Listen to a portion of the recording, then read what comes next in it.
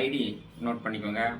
RM00 26 88 87 2,68,887.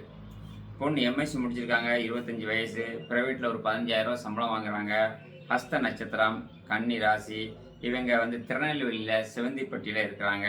இவங்களுக்கு ஒரு degree படித்த மாப்பிள்ளைகள் இருந்தால் அவங்களுக்கு சந்தோஷம், நல்லா செய்வாங்க.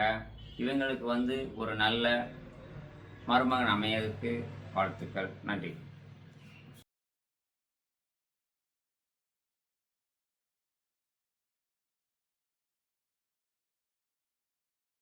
பெண் ஐடி பார்த்தீங்கன்னா RM00 26 85 39.